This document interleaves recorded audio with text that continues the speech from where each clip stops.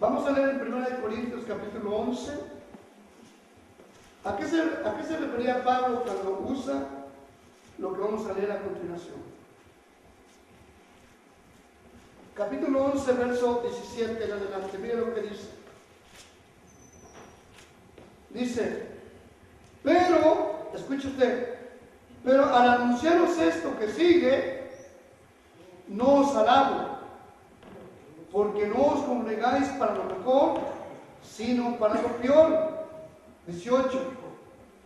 Pues en primer lugar, cuando os reunís como iglesia, oigo que hay entre vosotros divisiones, y en parte lo creo, porque es preciso que entre vosotros haya disensiones, para que se hagan manifiestos entre vosotros los que son aprobados.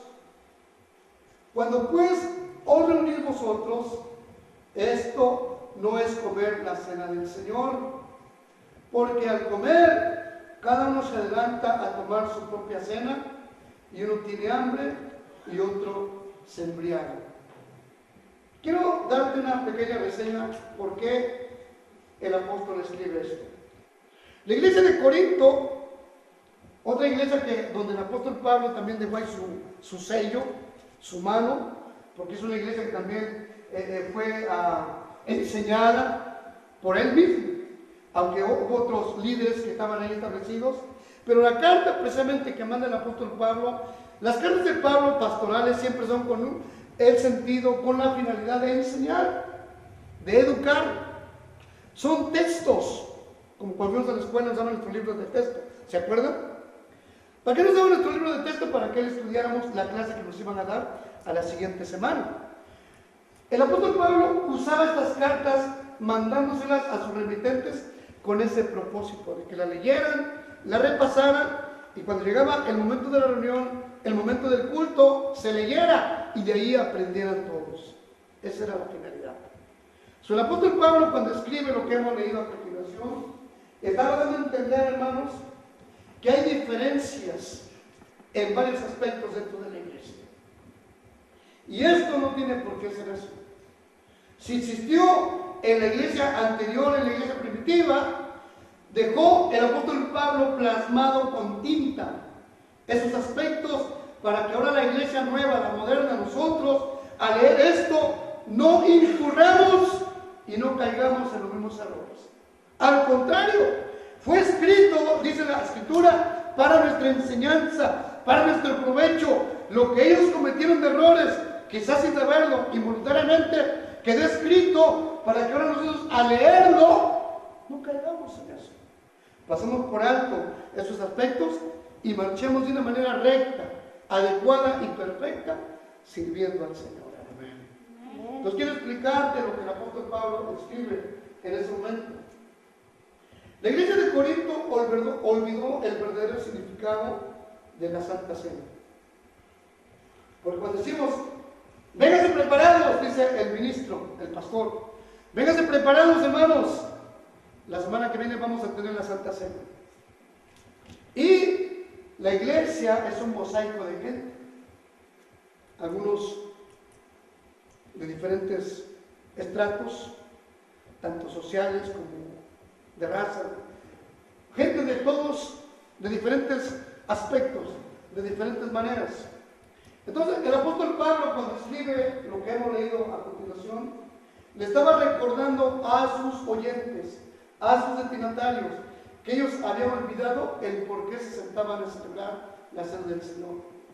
Cuando Pablo escribe esta parte que hemos leído, ese acto sagrado, ese acto solemne se había convertido en glotonerías, pachangas y borracheras. Y la iglesia, algunos estaban adentrados y rectos y puestos delante del Señor bien, pero otros no estaban así.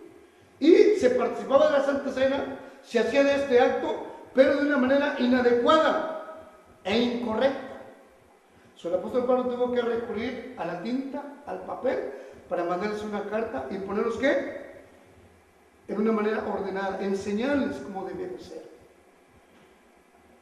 Cuando decía que vinieran a la Santa Cena, muchos habían olvidado que venían a tener comunión unos con otros.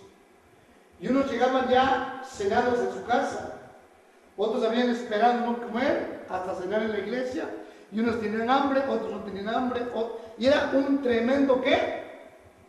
Una tremenda diferencia de ideas. Hasta cierto momento cada uno estaba haciendo lo que quería, lo que se le pegaba la gana. Y el apóstol Pablo escribe a ellos. Hoy en día la iglesia quizá no adolece de la misma manera, porque ahora somos gente más civilizada, más entendida, más sabia, pero hay otros aspectos que no son esos mismos, pero que quizás se han infiltrado y pasan de la misma manera dentro de la iglesia. Y eso es precisamente lo que hoy el Señor quiere que tú y yo atendamos a Él. Estas diferencias de aspectos marcan para nosotros una prueba para que hoy nosotros, todos los que estamos aquí, nos hagamos un examen de conciencia. El venir a tomar la Santa Cena, amados hermanos, desde casa de nosotros nos preparamos. Nos quedamos al Señor, le dijimos, Señor, hoy voy a tu casa, sé que hoy se va a tomar la Santa Cena. Quiero ir preparado, quiero ir, Señor, sin que nada me estorbe, nada me mueva. Es decir, amados hermanos, estamos haciendo un ¿qué? Un estado de conciencia, un examen de conciencia. Es bueno que pensemos siempre en eso. Porque cuando dice el apóstol Pablo en los versículos que después siguen más adelante, por tanto pruébese cada uno a sí mismo y coma del pan y beba del vino. ¿A qué se refería Pablo a ese aspecto? Bueno, ya les platiqué lo que estaba haciendo la iglesia de Corinto. Pero ¿qué hace la iglesia de hoy en día, la moderna? ¿Las mismas cosas? No. Pero quizá otros aspectos se están inmiscuyendo, se están metiendo, que están ¿qué? Deplorando nuestra calidad espiritual, que están menguando nuestra condición delante de Dios. Y ahora sí la seguimos participando. Es necesario que hoy aprendamos, amada iglesia, cómo tú y yo debemos de venir al frente a ser partícipes. Tenemos que celebrar la Santa Cena, en primer lugar, con una actitud de arrepentimiento. Cuando venimos aquí al frente, hermanos, usted y yo tenemos que venir avergonzados, arrepentidos de nuestros pecados. Porque diga hace un rato, el Señor nos liberó, nos compró, nos hizo nuevos. A veces olvidamos esto que es elemental en nosotros. Pensamos que ya el Señor nos perdonó una vez, le aceptamos como único y suficiente Salvador una vez y con eso basta. Y muchas veces tendemos a olvidar de estarle pidiendo perdón y perdón y perdón, porque fallamos siempre al Señor. Es bueno que pensemos en este detalle, hermanos, y levantemos nuestras manos y digamos, Señor, perdóname. Vengo arrepentido delante de ti. Vengo reconociendo, Señor, que todavía me falta en este camino, que todavía necesito de ti, Señor, perdóname. Venir con un corazón arrepentido para demostrar al Señor que realmente estamos serios con Él.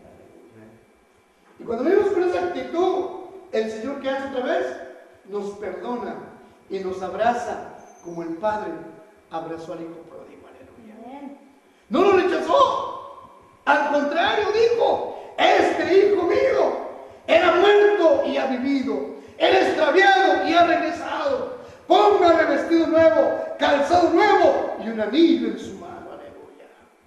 El Señor se regocija cuando tú y yo, hermana, venimos arrepentidos delante de Él. Él nos vuelve a abrazar, nos vuelve a cobijar con esos brazos de amor y nos dice, adelante, hijo mío, aquí estoy contigo.